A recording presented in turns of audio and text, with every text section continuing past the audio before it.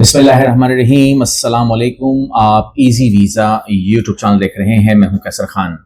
आपके सामने मैं एक ऐसी कंट्री लाया हूं जो इंतहाई महज़्ज़ब तरीके से अपने निज़ाम को चला रही है और वहां पर रिहाइश यानी कि रहने के हवाले से वहां पर आप लोगों को वो सहूलतें मिल जाती हैं या वो तरीका मिल जाता है कानूनी तौर पर जिसका हर इंसान मुस्तहिक है। न्यूजीलैंड और ऑस्ट्रेलिया की तरफ की यानी कि south west Pacific area side पर ये मुल्क है। इसने बहुत अरसे तक वीज़ा के ऊपर काम नहीं किया, टूरिज्म पे काम नहीं किया, बहुत कम लोगों को दिया, हमारी तवज्जो कम रही। लेकिन अब जो है इसने प्रमोट किया है, अप्रैल के महीने से इसने प्रमोशन शुरू की है और देखते ही देखते इसने एक मुकाम बनाया है टूरिज्म के अंदर भी।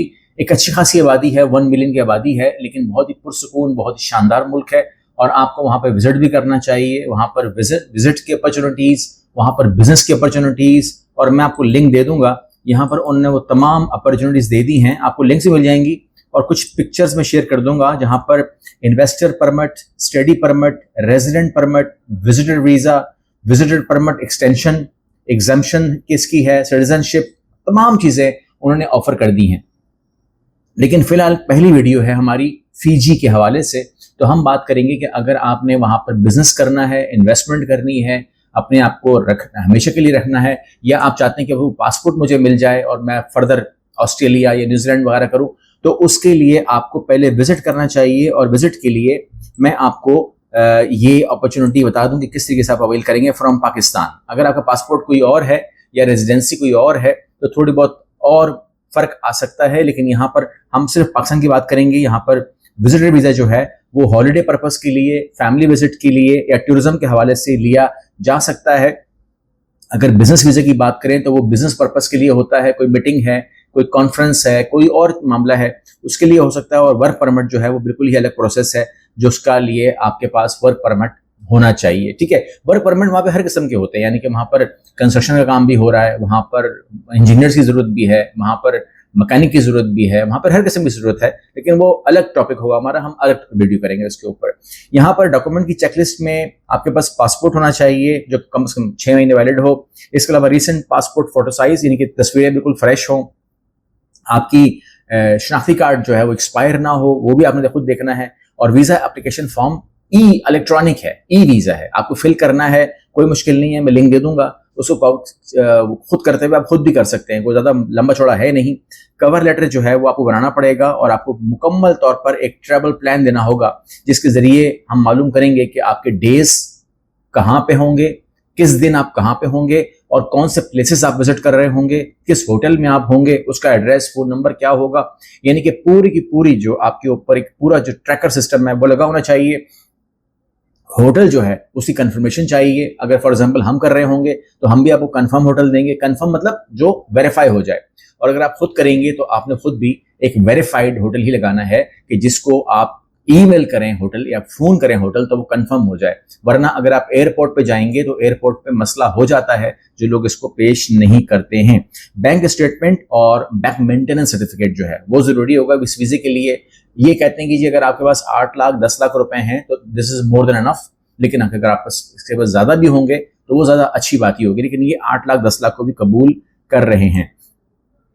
एहतियात जो करनी है वो ये करनी है अभी और हमेशा के लिए कि कभी भी आपने ट्रांजैक्शन इस तरह नहीं शो करनी कि जब मैं आपसे कहूँ कि जब अपने वीजा के लिए मुझे एंडिंग बैलेंस देना है तो ये ना हो कि आपके अकाउंट में 10 लाख रुपए हों और वो 10 के 18 हो जाएं।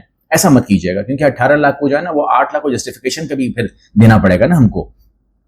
एक लेटर जो है एक और बन जाएगा फिर कि ये 8 लाख रुपए कहाँ से आ गए, ना ये सैलरी है ना ये कोई लॉटरी निकली है, तो क्या हो गया, क्या हुआ क्या है, तो वो देना पड़ता है। अच्छा, इसके बाद जो है फिर आपने मजीद जो देखना है वो ये है कि आपने अगर आप एम्प्लॉयमेंट में हैं तो आपने अपने जो आपके जो मुल्क के साथ टाइज हैं, बिजनेस में हैं तो फिर भी मुल्क के साथ जो टाइज हैं बताने हैं। फैमिली FRC सर्टिफिकेट दिखाना है, MRC सर्टिफिकेट दिखाना है, ताकि आपके टाइज जो है वो मजबूत नजर आए। अगर कोई प्रॉपर्टी है तो वो भी टाइज के अंदर ही आ जाती है कि आपके पास यहाँ पर बुनियाद है, शॉप है, घर है, वटेवर जो भी आपके टाइज हैं वो नजर आने चाहिए। इसके अलावा एम्प्लॉयमेंट लेटर है, लीव अप्रूवल है, सैलरी स्लिप्स हैं, और अगर बिजनेस में है तो बिजनेस रजिस्ट्रेशन है, टैक्स डॉक्यूमेंट है, बिजनेस बैंक स्टेटमेंट है। ये तमाम चीजें भी आपको लगानी पड़ जाएंगी ताकि आपका केस स्ट्रांग होता रहे। एप्लीकेशन सबमिट करनी है, फॉर्म कंप्लीट फिल करना है, डॉक्यूमेंट अटैच करने हैं, फीस पे करनी है और ये तमाम चीज़ें जो है आपने करनी है। अगर हम बात करें कि आपने वन टाइम जाना है, सिर्फ दोबारा जाने की नीयत नहीं रखते, होता है ना बाज़ लोग कहते हैं कि जी बस मैंने जाना है फिजी, ये मेरा फिजी जब हो जाएगा फिर मैं कुछ और करूंगा, ठीक है ना, ऐसे लोग बहुत सारे होते हैं। तो वो फिजी की अमाउंट की कोई सिर्फ 93 जो फिजी डॉलर्स हैं वो पे करेंगे। अब आप मान लीजिए कि ये पाकिस्तानी कोई, इसको आप कह लीजिए कोई 15,000, 14,000, 13,000 की फीस बन जाएगी, कॉमन नॉर्मल फीस है। और अगर आप मल्टीपल एंट्री करना चाहेंगे कि मैं बार बार जाऊं वहां पर, तो उसके लिए जाहिर बात है कि वीजा बड़ा मिलेगा और आपकी बार बार एंट्री होगी तो इसकी फीस 185 हो जाएगी, डबल हो जाएगी फीस, ठीक है ना, कोई 30,000 के आसपास हो जाएगी, लेकिन वो जाहिर बात है कि वो डबल एंट्री वो हो जाती है। ओके, यहाँ पर जो जरूरी बात है और अक्सर लोगों से वो गलती होती है वो ये है कि जब आप एयरपोर्ट पे जाते हैं तो आपके पास दो किस्म के पैकेजेस होते हैं। एक आपका हैंड कैरी कहलाता है जो आपके हाथ में होता है, 7 kg का 10 kg, तकरीबन 7 kg अलाउ होता है, इससे ऊपर मत किया कीजिए। और दूसरा होता है जो आप बैगेज उनको हैंड ओवर करते हैं, ठीक है, वो ले लेते हैं आपको।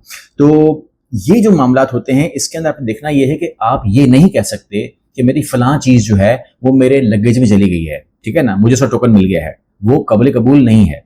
तो जो आपका हैंड कैरी है उसके अंदर आपके पास पासपोर्ट आपके पास होना चाहिए, कॉपी नहीं चलेगी, वीजा अप्रूवल लेटर आपके पास होना चाहिए, ठीक है, और रिटर्न टिकट का प्रूफ आपके पास होना चाहिए, वो आपके मोबाइल में है या वो आपके हाथ में है, वो होना चाहिए। होटल बुकिंग आपके हाथ में होनी चाहिए, चाहे वो मोबाइल में हो चलेगी। इसके अलावा जो फंड प्रूफ है वो आपके पास होनी चाहिए। ये तमाम चीजें जो हैं ये आपके हैंड कैरी में होनी चाहिए, चाहे आप फिजी जा रहे हों या कहीं भी जा रहे हो।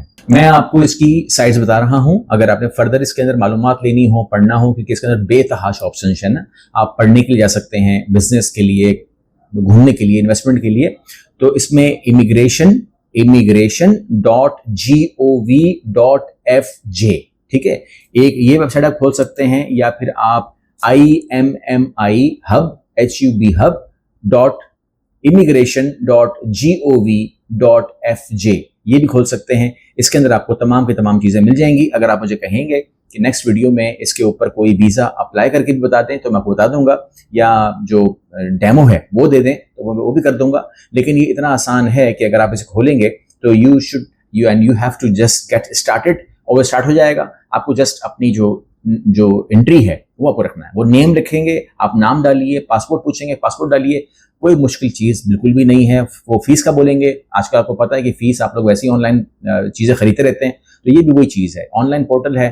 फीजी उन लोगों के लिए भी अच्छा है जो लोग कहते हैं कि जी हमने तमाम ऑलमोस्ट बहुत सारी ट्रैवलिंग कर ली है मगर अब एक नया एक्सपेरिमेंट कर रहे हैं, तो ये भी हो सकता है। लेकिन अगर आप कहते हैं कि इसका कोई माइनस पॉइंट भी है तो माइनस पॉइंट तो मुझे नहीं कहना चाहिए, लेकिन बहरहाल आपके इल्म में होना चाहिए कि मेरे हिसाब से जितनी भी ट्रैवलिंग मैंने देखी है, जितनी भी हमने केस कंडक्ट किए हैं फिजी के अब तक, ज्यादातर पाकिस्तान से तो मैंने नहीं किए, लेकिन जितने मैंने किए हैं तो टिकट के एतबार से ये पाकिस्तान से मेरे हिसाब से ये महंगा पड़ता है।